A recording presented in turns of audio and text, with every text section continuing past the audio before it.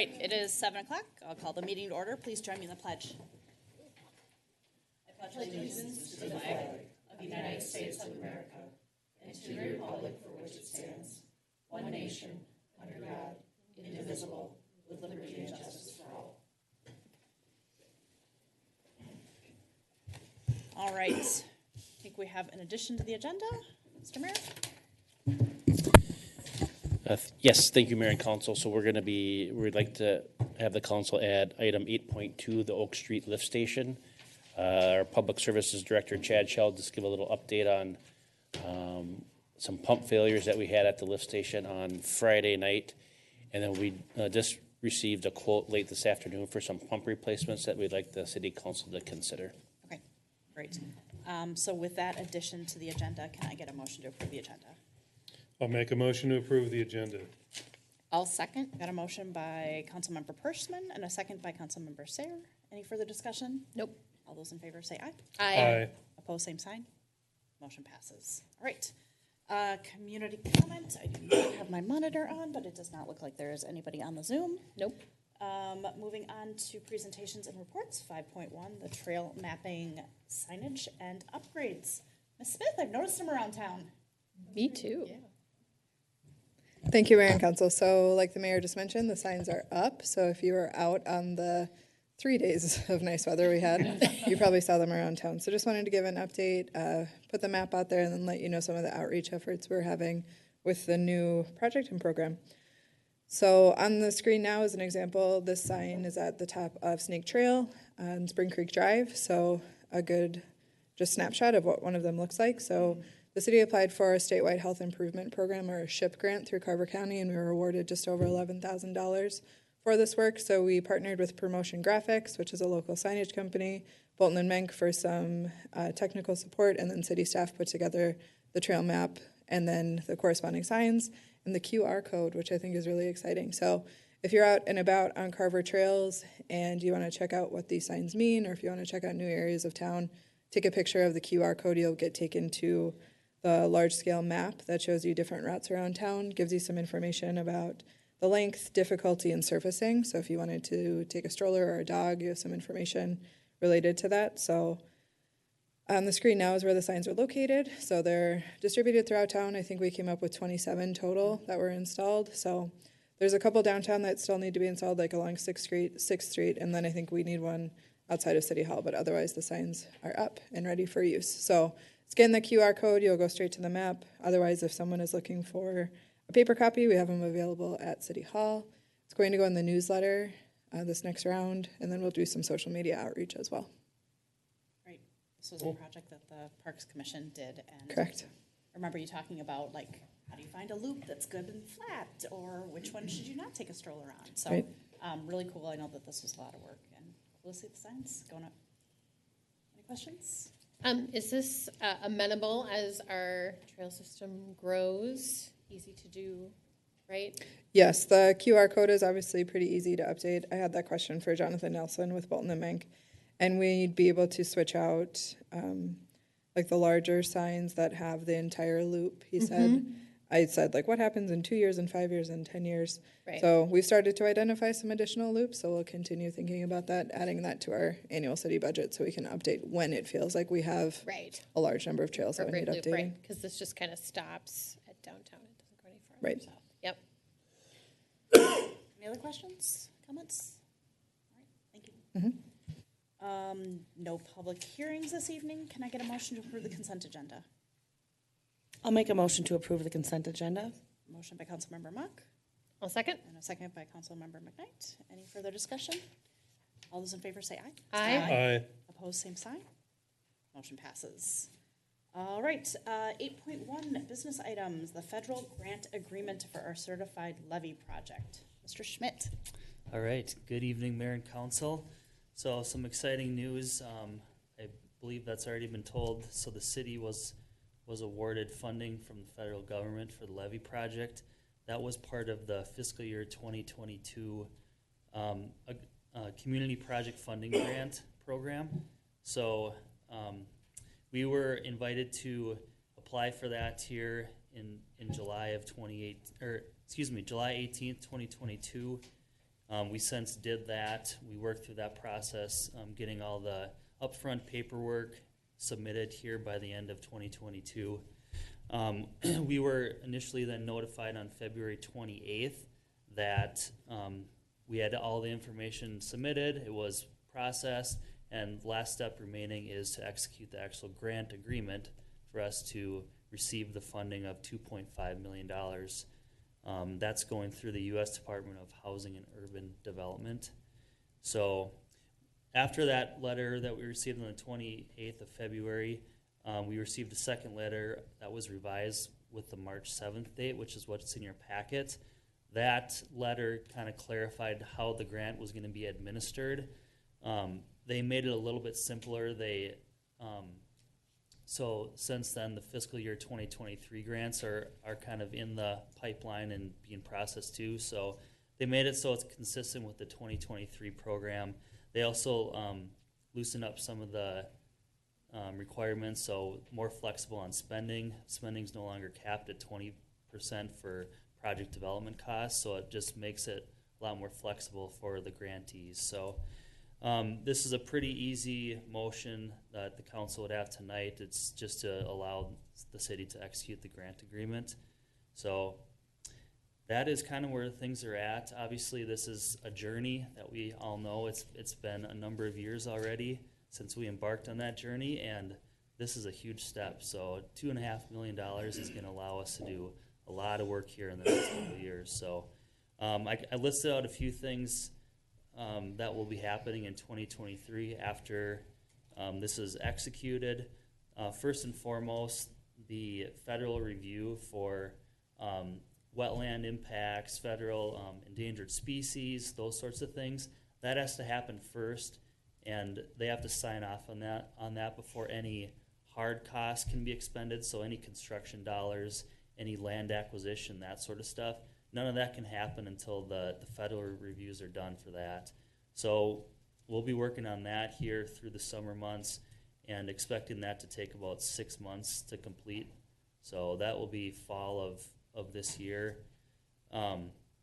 Next, we want to kind of revise the communications. You know, we've kind of been sitting idle here for a while since the funding that we had received previously from the Minnesota DNR and the Lower Minnesota River Watershed District had been expended to date on some of the preliminary scoping, design, and estimates.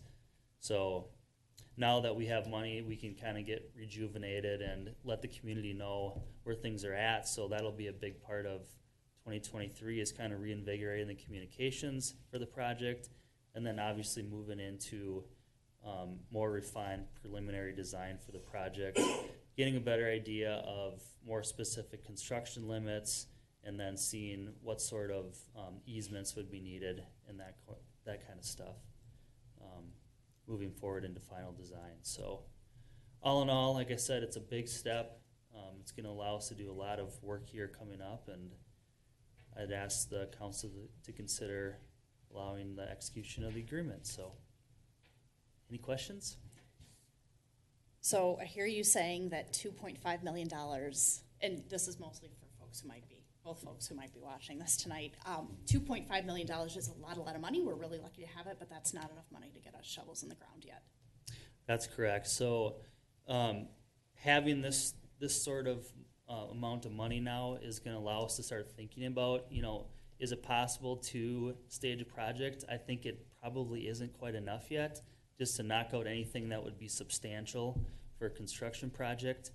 I should have mentioned that we have since applied for fiscal year 2024 federal funds, so fingers crossed, that's another opportunity. So I think if we would get one more bigger chunk, it would put us in a really good position to get a project going here. So And if the state of Minnesota ever did a bonding bill. yes, that would be a good point too. Yeah, if we're still in that, but the next couple months is going to tell whether we get that one or not. So Awesome. And then the other thing, it looks like we have until 2030 to spend this money. Yep. Shouldn't be a problem. Yep, so we have till September 15th of 2030 is when, that's the sunset date for the grant.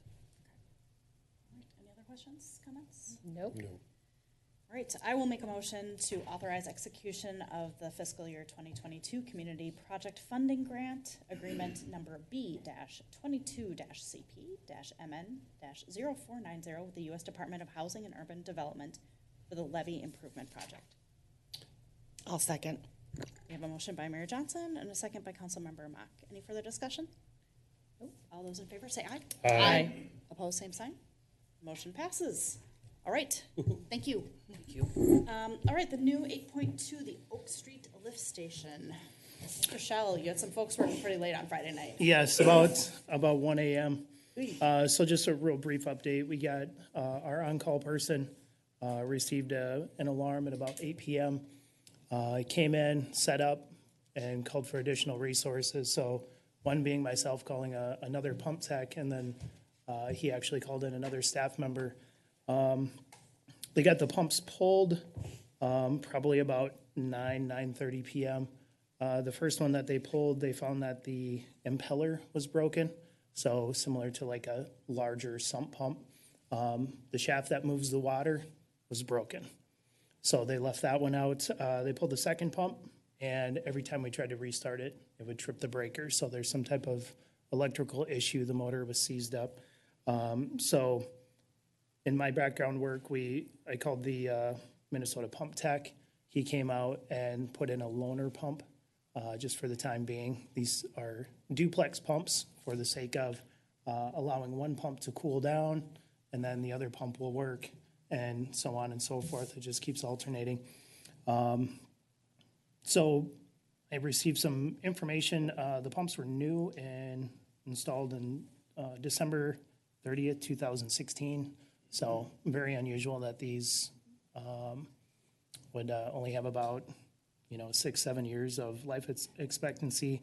Usually we shoot for 10, and actually Lynn and I were just talking about it for budgeting for new pumps. That's why I received that information. So actually on Saturday, the pump tech took the pumps and just asking if they could be repaired or if we had to get new. They looked at them this morning and recommended new pumps. I received the quote today, probably about 4 o'clock, and 2 new pumps fully installed, plus for the cost of the loaner pump that is in there now, would be $24,086.75, which we do have in the sewer budget for routine maintenance. Let's see, what else? Lead time, looking at about 2 to 4 weeks, so I'd rather get it done sooner rather than later, so. Chad, can I ask you a question? Yes. So is there any kind of warranty on these when we get these pumps in? There is. They do the startup, make sure they go through the proper startup, do amp draws, check rotation, everything. I don't know what the actual warranty is, but I could check on that for you. Okay, it'd be just nice to know for our budget, just to know that if these ones go down, we've got it covered on warranty. And then I have another question. So 6 to 7 years, seems like a very short lifespan on this, because I remember when he's coming around for approval. So why, is there something unique about this spot that is wearing these pumps out faster? This lift station goes through about 70 to 80 startups a day. So this is a higher flow lift station. So each pumps are running about 35 to 40 times a day for approximately, when I was looking at the graph earlier, probably about 4 to 5 minutes. Okay. So Can you compare it to another development so I could get some ideas that how high that is compared to another? the 26 homes on River Bluff Estates, those 2 pumps will run each 3 times per day. Oh, why does this run so much higher?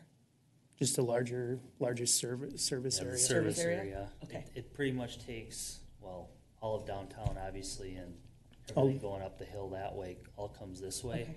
So, like 6th Chad Street. said, the starts and stops are what's hardest on the pump, so it's kind of awkward. We don't have a steady base flow enough where they'll just keep running, but That's a lot, okay. Right. And then when you were talking about it, something shorting out, so was that, or was tripping the breaker? So that, it wasn't tripping something was wrong with the pump, because I'm only guessing, you're gonna have to help me out with this. So is there a breaker in the rest of the mechanism outside of the pump that was what was tripping? The breakers are inside the lift station cabinet. So there's a main disconnect and then each pump has its own breaker. I don't know what the amperage is for those breakers, but if there's something wrong with the windings of the electric motor that's inside that pump, it'll keep tripping the breaker. Okay. So when you try to spin the impeller, it won't even spin. I just want to make sure we don't have any issues with our breaker box system or whatever that's going into over there. No, that was upgraded with the Main Street Storm Lift Station in 2018, but because of the flooding in 2019, it was pushed to 2020. Okay, so that's upgraded recently? Yes. Okay, okay, thanks. Can you just talk us through, so you said we got a warning. Is that part of the SCADA system? Yes. So this could have been found out other ways, but because we've made the investments in this system, you guys were enjoying your Friday nights, you got a text message or however it alerts you, and Yep. you're able to deal with it right away. Yes. Okay, so, thank goodness that we have that. Yes. Any other questions, comments? I assume there was no impact to residents, users, nothing during No. this period. Correct. Awesome. Hey Chad, so this has got a 5-year warranty on it. If you spent 10% more, would you get one that had a 10-year warranty? Do we even know that? I don't know. I could call the sales gentleman on, find out more. I mean, if about this the is in a information. heavy duty location, is it worth that? It's, and Aaron can probably speak better to this. You know, the can only has so much volume, and we only have so much room that we can Okay. operate the pumps in. So unfortunately, it's kind of the nature of the beast that the pump is sized big enough to maintain, you know, those operating levels, but not be too small or too big that it's starting and stopping more frequently. Right. So there's Don't do there's any a, extra work. there's a lot of science You've that already goes been into through it. that. All right. So I guess looking for direction from the council if I can send this quote off and get these pumps coming. You said it's already budgeted for, it's gonna fall within something we already have? We have money in the operation and maintenance in the sewer fund, yes. Okay. Well, I will make a motion that we approve the quote for the amount of $24,000. 80 sou? However much that was. 86 cents. Oh, $86.75. that amount to Minnesota Pump Works. I'll second. Sorry. was that you? Yeah, Okay, sorry. I'll Yeah. second. So we got a motion by Mayor Johnson and a second by Councilmember Sayer. Any further discussion? All those in favor say aye. Aye. Opposed, same sign. Motion passes. All right. Thank you. And thanks for your team for taking care of Yeah. that on Friday night. Okay, communications. Mr. Merrick, we skipped you during the work session. I know you're super excited to share some really exciting news that we are all on our here. Yeah. So, once a month, we meet, Brenda Good is the head of our support services team, and so we meet with her to go over, you know, opportunities, challenges, et cetera. And one of the things we started talking about, it kind of actually came up with an issue I think a resident contacted the mayor about over the weekend was, you know, folks in the field, whether it's a building inspector or public services tech, being contacted by a resident and if they have a specific question. We also thought about that for the council. So we started talking about that. Is there a way that we could like give our techs and inspectors and the council a better tool? And so this is how like crazy good Brenda Good and Natalie are. Like Can I keep? they develop. Well, this is a Pass them down. it's a template, but essentially I'm taking one. it's a card that we can hand to residents with a QR Yes. code that brings them right to our report of concern site. Oh, I love this. Rather than trying to say like you go to the website and you go this or you give them a number. And what it's kind of an add-on from our strategic planning session. It's a more coordinated communication system, so we can track when we get these, and then we can make sure that it gets to the right person. And then we also know like if it's multiple inquiries into the same topic, and so if you have feedback, we can make changes. But also, just a shining example of like what our team can do. Like we had this, like we talked about this like on a Thursday, and like they had it like 2 days later, and it's like whoa. So like Brenda Good took the idea to Natalie. Natalie kind of brainstormed it, put that together. So if there are tweaks you want to make, but the idea would be to provide cards for all of you, the public services techs, the inspectors, you know, have them at City Hall. And if you're getting that kind of question, instead of giving like an individual email of like, oh, you should contact Aaron or you should contact Brent, like just give them the card. It'll come into our system. We'll get them taken care of. So that's what I was excited about. Wow, I'm actually. I love it. I'm sorry, So- I gave you a hard time. This is what all of your excitement. This is pretty cool. Sorry. This QR code goes to the question, Yeah. like, I didn't have mine on my phone, so I couldn't Goes scan it. right to the Oh, nice, perfect. first name, last name. What's your concern? Do you want to call back? Nice, Nice. Well done. Very, Yep. very Nice. cool. So I'll pass that along to Brenda and Natalie. Yeah. Job well done. Another thing kind of excited to talk about is, so we've done this in kind of two parts. So we have another group, Vicky's actually going this spring, but Aaron Smith, Chad Shell, Brenda Good, and Lynn Schutte completed a leadership and development course at Normandale Community College. Those online. These are the topics that were covered: coaching for excellent performance, developing a leadership mindset, developing your leadership style, and managing performance problems. So they took part of it was like a 4-hour class once a month for 4 months. Is that or 4 weeks? 4 weeks for 1 month. I should remember that because I kept having to reschedule meetings that were during that time. So, but all in all, a great opportunity for our team to kind of explore some leadership topics and performance management. So if you're interested in finding out more, talk to Aaron or Chad or Lynn or Brenda about that. I just wanted to let you know I plan on presenting a resolution at the next council meeting for my attendance at the ICMA annual conference in Austin. So that's the International City and County Management Association annual conference. So I've gone to that. Boston, Minnesota this year? Yeah, going to tour the spam factory. So, some of you might remember I skipped it last year and chose to go to the Gettysburg Leadership Institute, which was great. So I'm looking forward to kind of getting back into the ICMA piece. Got confirmation from Michael Koop with the State Historic Preservation Office. He'll be doing a presentation. Right now, we're just planning to do it in the council chambers with the council and the HPC. That's kind of how we presented this to him as like a learning opportunity for commission. I don't think he's preparing this customly for the city, so we wanted to spare him from maybe pieces where he's trying to defend a program to residents, etc. So I think I sent out a meeting invite to the council if you're interested in attending that.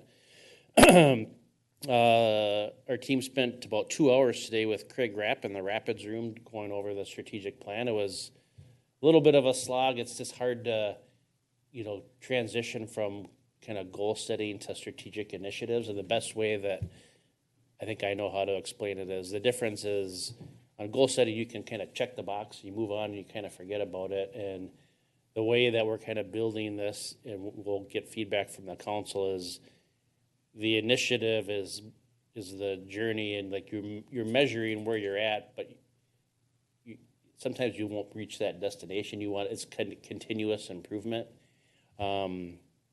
And so we were just kind of commenting that there have been some. What happened there? There have been some goals. Like if we go back to previous strategic plans, like once we're done, we kind of forget about it. Mm-hmm. And those should be just kind of taken in just kind of work plans and tasks. They're not necessarily aligned with strategic initiatives. So we're kind of wading through the process, I guess would be the best way to explain it. So when we bring it to you, we'll want some pretty authentic and robust feedback because this is our first time really thinking this way about strategic initiatives rather than like do this one thing this one time and then we were done and we move on to the next thing. So I think it'll push all of us. And then I sent out a note to the council. Unfortunately, Stephen Fisher is moving on from the sheriff's office to the Apple Valley Police Department. So I sent out a note to Commander Mike Wooleen asking him for a little bit more clarity on what we can expect for getting that position backfilled, recognizing it can't be immediately backfilled, but are we thinking that they have somebody on their team that they can put into that position within the next 30 days, or are they having to hire somebody? Or do they have someone completing the FTO process, field training officer process within the next 1 month or two, and we can expect somebody? It's an ongoing challenge for that position, I think. I know the sheriff's office is doing their level best to keep that position filled, but since the city's added that evening patrol position, there's been some pretty consistent turnover for a number of reasons, and so I just wanted to kind of name that and put that out into the space.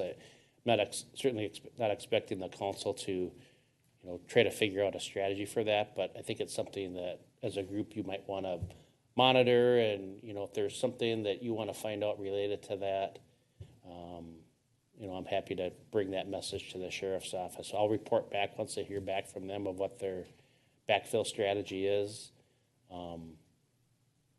The concern from my perspective is that it sits too long, and although the year-end credit is great, we want that coverage. And so what other strategies can we employ if they have a hard time filling that position in the long run? We deputize you. Went past the background check. So, Yeah, I agree. I think we need to maybe start thinking bigger, because it's been a while since we've spent our entire spend with the sheriff's department. And while I love it when Aaron bids estimates high and the bids come in lower, this is the one area that I want to spend every cent of that. And I think if our average community member knew that we didn't have evening coverage for as often as we don't, they'd be irate, and probably rightfully so.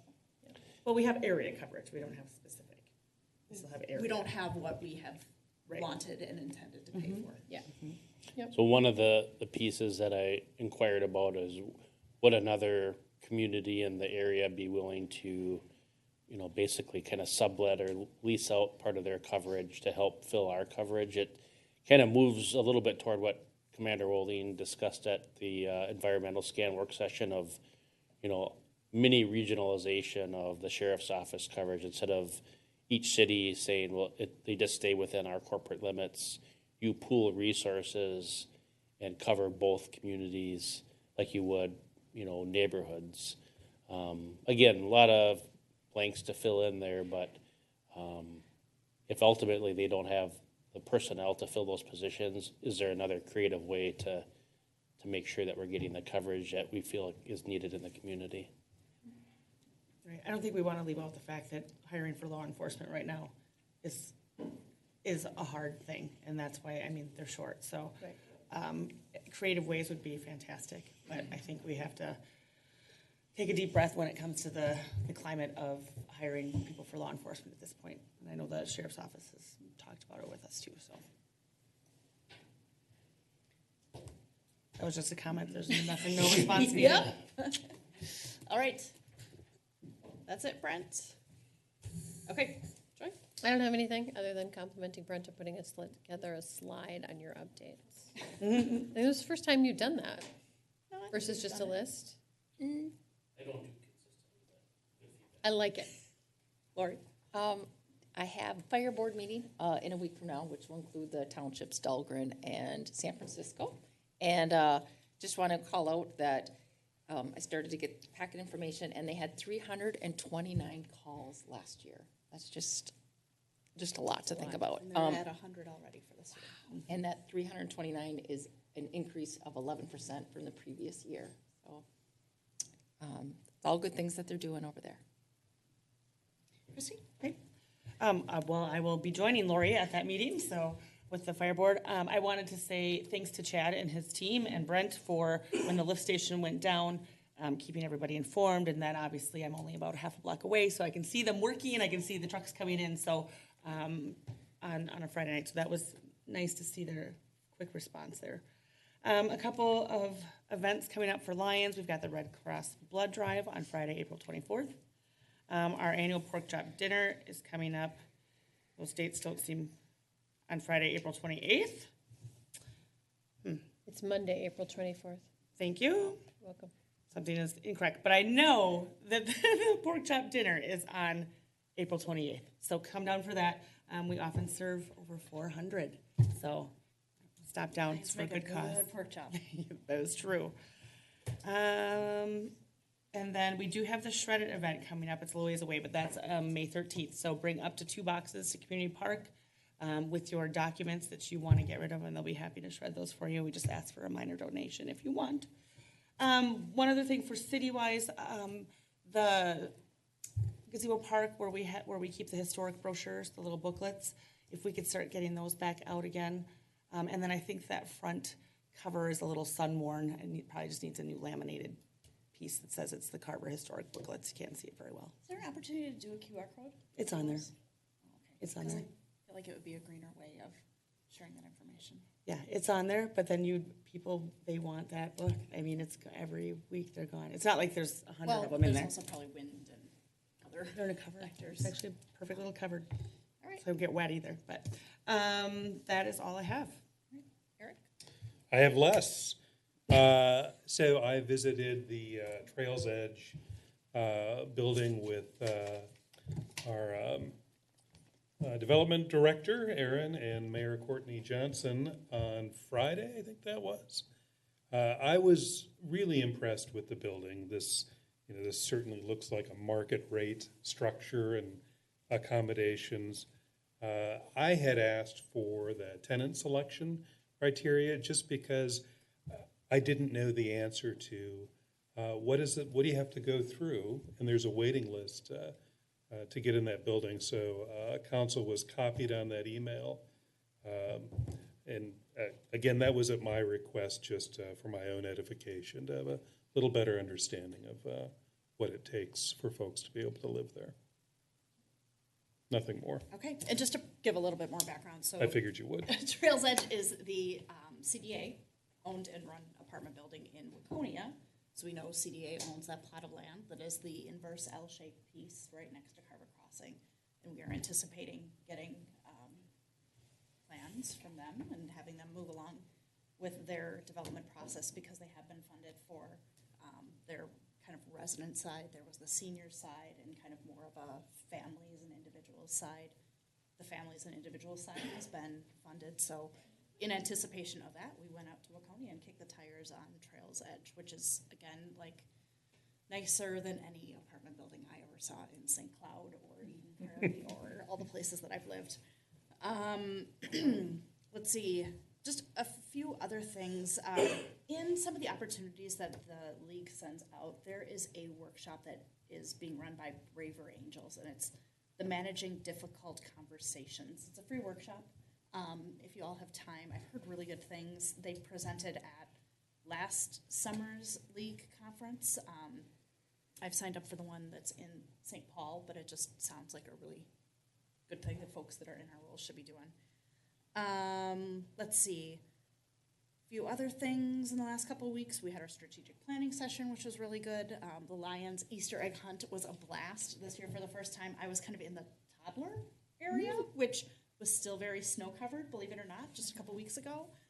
But definitely a slower pace than the breakneck speed of the older children. So it was kind of cool. I've never been in that younger age group, so it was fun to see. A week ago, Monday night, we had a fire relief meeting, and then there was Carver Fire did their very first black helmet and badge ceremony. So when the probationary firefighters become kind of full firefighters, they receive a black helmet like everybody else does, and they get their badges. So there were 5 new firefighters that were welcomed into Carver Fire. And then Minnesota Mayor's Association meeting last Thursday. Post-COVID, we're kind of redetermining what that group is all about because it's just been a long time. I think they've gone for 3 years having to cancel their annual conference between COVID reasons and low registration meetings. So trying to jumpstart that group, which I serve on the board for. That's through the League of Minnesota Cities. And then last Friday, Eric and I went to Waconia for SWCTC, which is the Southwest Corridor Transportation Commission meeting. So the couple takeaways from that, the state of Minnesota, as you guys know, a lot of the big pushes in that group is Highway 212 and then Highway 5. 212 is just about there, with the only remaining segment is from Cologne to Norwood, Young America. Apparently the state came to Carver County and said, hey, what about making it a concrete roadway instead of making it asphalt, which will change some things and will potentially put the timeline in a little bit of jeopardy. So Lyndon and his team are trying to figure out what that looks like. So that's interesting. They're also there's an advocacy and a lobbying kind of arm of that group too, and they're also hoping that our folks in St. Paul come up with a bonding bill sooner rather than later. So that is it for me. With that, unless anybody has anything else, I would entertain a motion to adjourn. I'll make a motion to adjourn. Got a motion by Councilmember McKnight I'll second. and a second by Councilmember Pershman. All those in favor say aye. Aye. Opposed, same sign. Motion passes. Good evening, everyone.